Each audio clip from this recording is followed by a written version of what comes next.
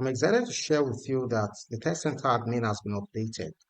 And let me show you some of the updates that we've done in the TestCentre Admin. So let's take a look. Here's the new look of the TestCentre Admin. Although it's not totally different from the 2023 version, but we've added some new features. So let's start with the dashboard. On the dashboard, you can now see your PC name and your center ID. So those information are necessary so that you have an idea of what the PC name is, so that in case you need to change that, and it also gives you an idea of your center ID. The center ID is very important in certain situations, especially for the online test. Okay, then the other thing you need to notice is we now have a notification here. So we've included a notification system. So this is very important because once we have any update, subsequent update, we can send a notification, a push notification directly to the admin. Then you'll be able to get those notifications each time you launch the admin app. So this will help you have any information that we have, and that will be sent to you directly instead of you having to contact the customer care. Okay, the other thing is we've also added this interesting feature in the test menu. So if you go to test and you go to manage under test, you can now see that we've updated a few things, but the notable one is you can now make test online. So what that means is if you set a test, you now have the option to take the test on a local machine that is on your local server, or you want to take tests remotely, that is online. So you have that option now. So the other thing is you can also indicate if you can also view webcam shots. So we've added a feature that can allow you to take screenshots at certain interval, take screenshots of candidates during tests. So let's say you have this test taking place either remotely or within a local server, and you want to capture the face of the candidate taking the test at regular interval. You cannot do that. But how do you access those screenshots after they must have been extracted and brought into the admin? You can view them by clicking on this view webcam shot. If there's any shots, you'll see those pictures. In fact, you can play those pictures as though you are watching a movie, and it's going to play those pictures for you to see various screenshots taken during the test. Okay, then we've also added a feature under group action. So under group action, you can also make tests local. So what that implies is you can make tests online and local. So online means you can, the group action is very important when you want to perform an action on more than one test. So let's say you have 10 or 20 or 100 tests that you want to make all of them to go online. But you can easily do that right from here. Then you can also make them local. So the idea is, let's say you mistakenly made a test online and you want to reverse that action.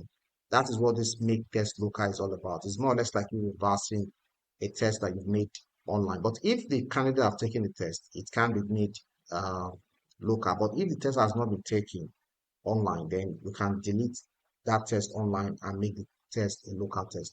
You can't take a test both local and online. Once you declare that it is local, then it cannot be online. And once it goes online, you can't take that test within a local machine. Then once a test has been taken online, you can download all the tests right into the admin, all the results of the test, right, using this feature, this download online test result. Okay, that's it. Then what about in the settings? We've added a feature under settings that allows you to decide whether you want to record candidate or not. So there's now a new setting. So if you choose, the default is that do not record. That means during the test, the candidate will not be captured during the test, right?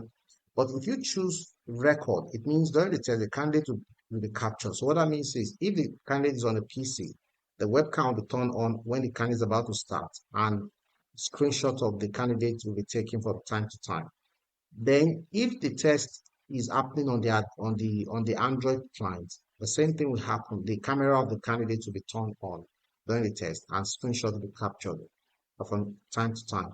Then if there's no webcam or camera for that candidate, the test will not commence. If you enable record, the app will check if that device has webcam or camera, and if it doesn't, the candidate will not be able to commence the test.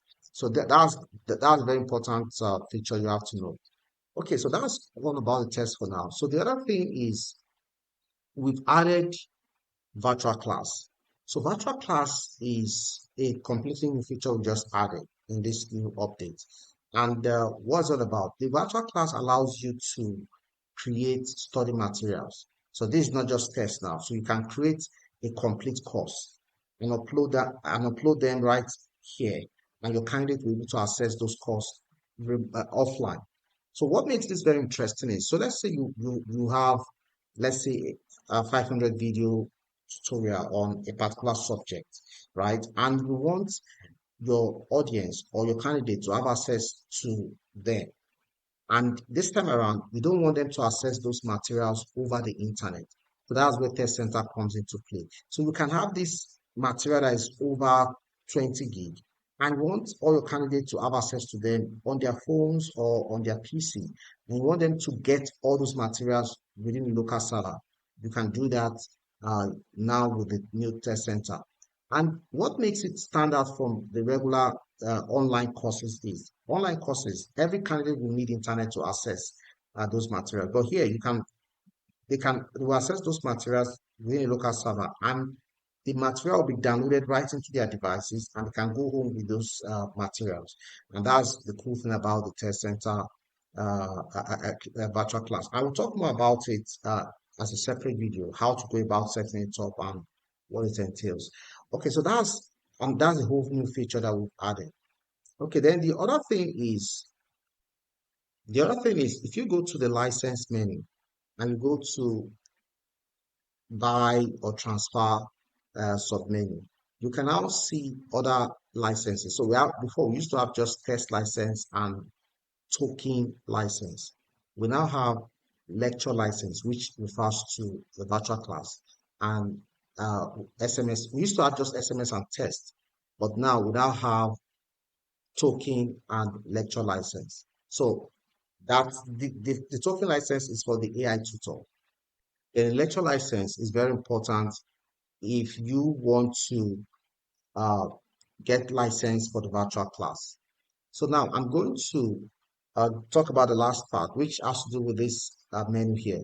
So you can now download the PC client and the Android client here. Then the content editor is now the Edu editor. We've also updated the content editor to a brand new editor, which we name Edu editor. So this is superb. With the new editor, we can even generate questions using AI, and it has quite a number of improvements to the previous editor that we have. Then under templates, we now have templates for virtual class. So aside just test and candidate, you can get your Excel or CSV templates for setting or creating virtual class. Then under operation, we now have when you make your backup, you will see the option. So let's try to backup.